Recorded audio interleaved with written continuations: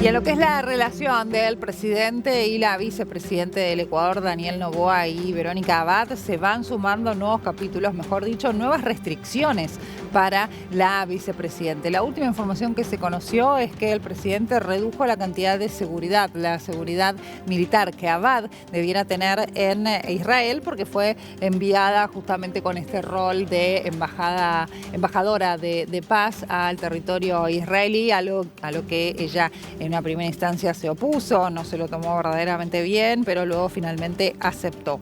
Bueno, César Ulloa es analista político, politólogo y ya se encuentra en contacto con nosotros desde el Ecuador. César, buen día. Agostina Scioli te saluda desde Argentina. Muchísimas gracias, siempre un cordial saludo a sus órdenes. Muchas gracias. Bueno, a ver, distintas informaciones. Se redujo también la cantidad de colaboradores que tiene Verónica Abad en Israel. ¿Cómo se vive allí en Ecuador y qué implicancias tiene? Bueno, este es un momento inédito en la política ecuatoriana, ya que Noboa es electo con Abad. La fórmula en Ecuador se vota a manera de binomio.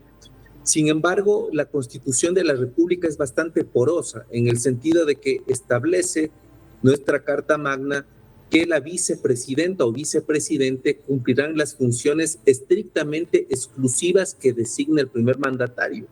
A diferencia de lo que sucede en Argentina y en otros países, donde, por ejemplo, en Argentina la vicepresidenta o el vicepresidente preside el Senado, en el Ecuador, al no tener esa figura, porque tenemos unicameralidad, no se precisa con exactitud cuál es el rol que debe desempeñar la segunda autoridad en el país. En ese sentido, si bien es inédito, sin embargo, la segunda a bordo más importante en el país depende exclusivamente de lo que el primer mandatario establece. En ese sentido, claro, todo se puede esperar y nada se puede esperar. Es decir, es algo que en definitiva ha puesto incluso en el debate qué funciones o qué roles debería desempeñar el segundo a bordo, en el sentido de que son electos en binomio, es decir, no les toca el presidente, sin embargo llega en fórmula con el presidente de la República. Ahora, a la designación en realidad de la tarea y del rol que iba a cumplir Verónica Abad se fueron sumando estas últimas cuestiones, ¿no? Una reducción de los beneficios, si se quiere, y hasta de la seguridad militar, que es algo muy crítico, considerando el rol que la mandó a desempeñar Daniel Noboa en un territorio que se encuentra en guerra.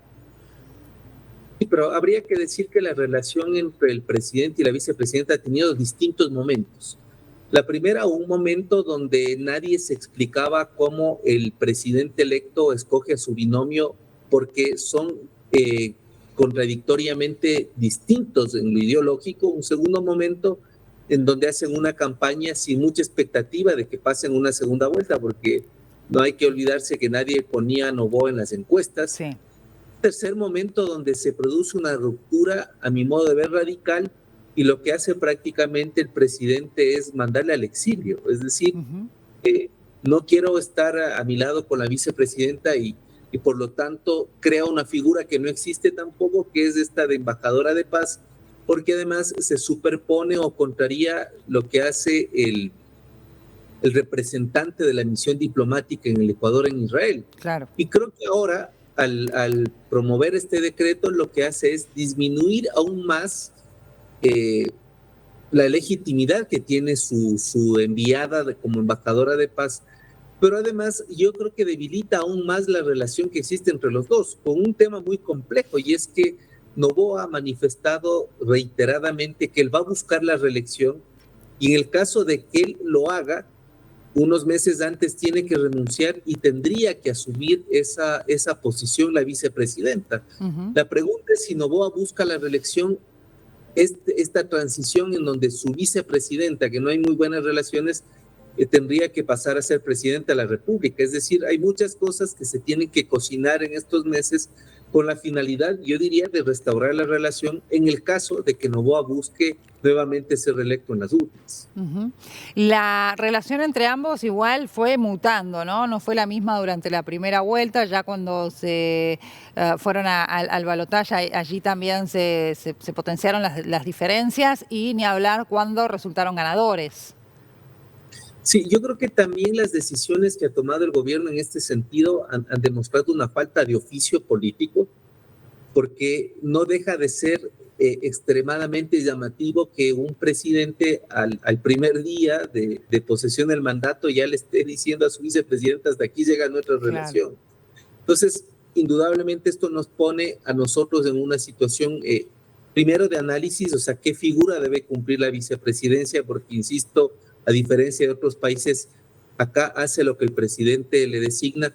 Y la segunda, que en el Ecuador, lamentablemente, por temas de inestabilidad política, siempre el segundo termina siendo el primero, y eso ha pasado desde el 95 al 2005, donde todos los vicepresidentes, sin excepción alguna, terminaron siendo presidentes de la República. Entonces, yo creo que esta relación hay que manejarla con pinzas y creo que en el caso del presidente habría que sugerir, recomendar que exista un poco más de oficio, un poco de madurez, porque no se puede tensar las relaciones en quién podría ser presidenta, ¿sí? Noboa renuncia para ser reelecto. Ahora, Abad, ¿qué popularidad y qué rol jugó a lo largo de la campaña? Porque, por ejemplo, aquí en el caso de la Argentina, Victoria Villarroel tuvo un rol bastante fuerte, inclusive se lució bastante más en el debate de los vices que en algunos debates del propio presidente. ¿Cuál fue el caso con Abad? Bueno, Abad tuvo un papel bastante secundario.